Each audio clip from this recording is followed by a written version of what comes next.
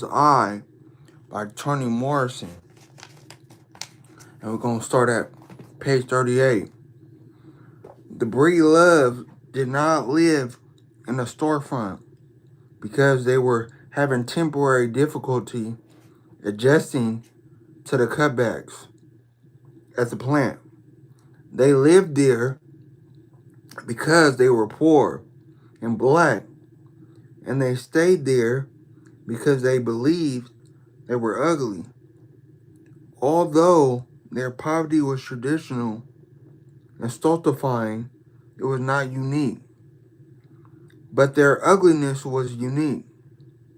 No one could have convinced them that they were not relentlessly and aggressively ugly, except for their father, Charlie, whose ugliness, the result of despair and violence directed toward petty things and weak people, was behavior. The rest of the family, Miss Breelove, Sammy Breelove, and Piccola Breelove, wore their ugliness, put it on, so to speak, although it did not belong to them.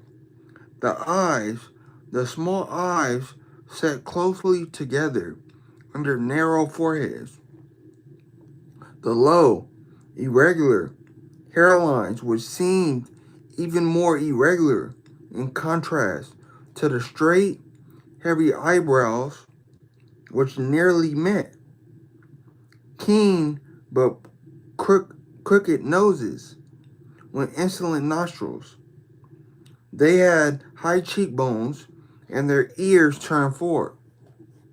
Shapely lips which called attention not to themselves but to the rest of their face. You looked at them and wondered why they were so ugly. You looked closely and could not find the source. Then you realized that it came from conviction. Their conviction, it was as tough though some mysterious, all-knowing master had given each one a cloak of ugliness to wear.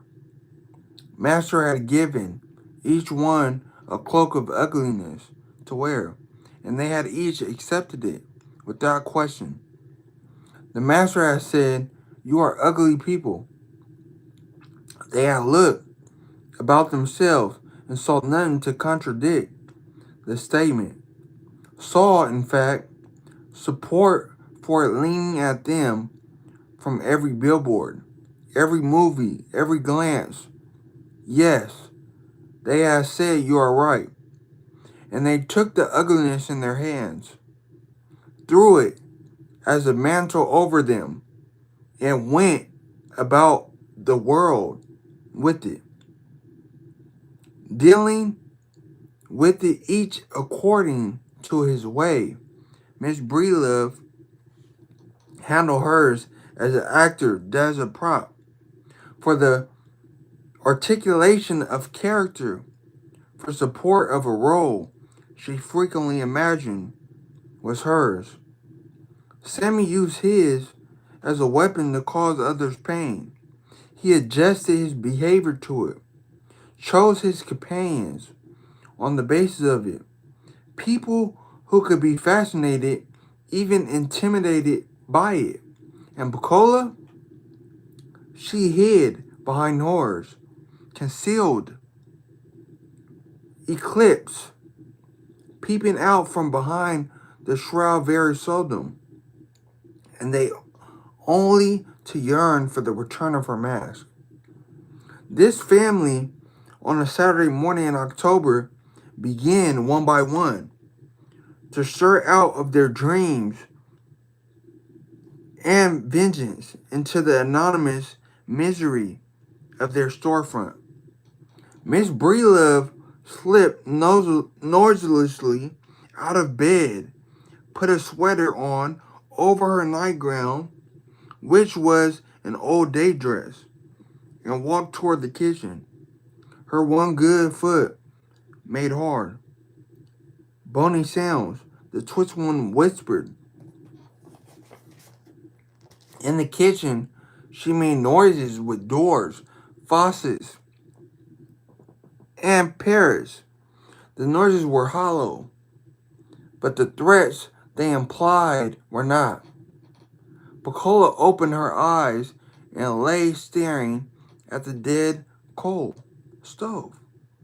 Charlie mumbled, thrashed about it in the bed for a minute, and then was quiet.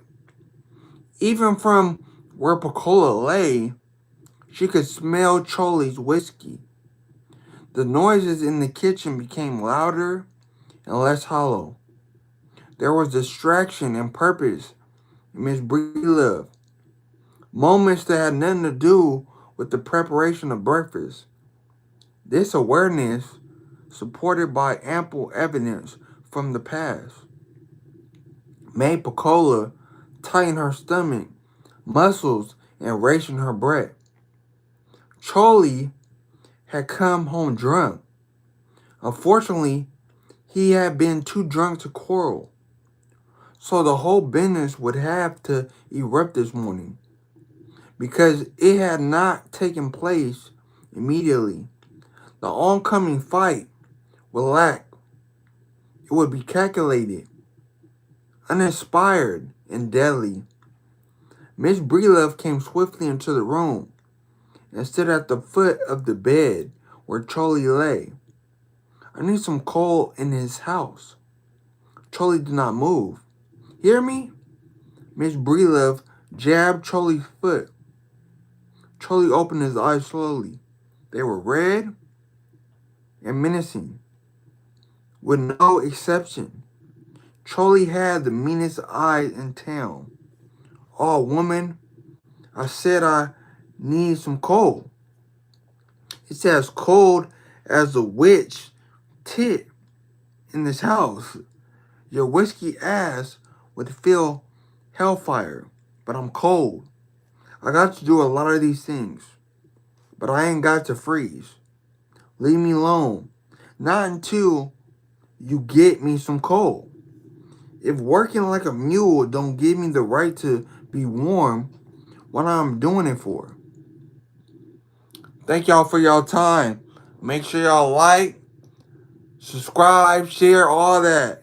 Keep thriving. I hope you guys started 2026 good. We're going to stop at page 41. So later or tomorrow, that's where we're going to start at. Keep thriving. The best is yet to come. We global.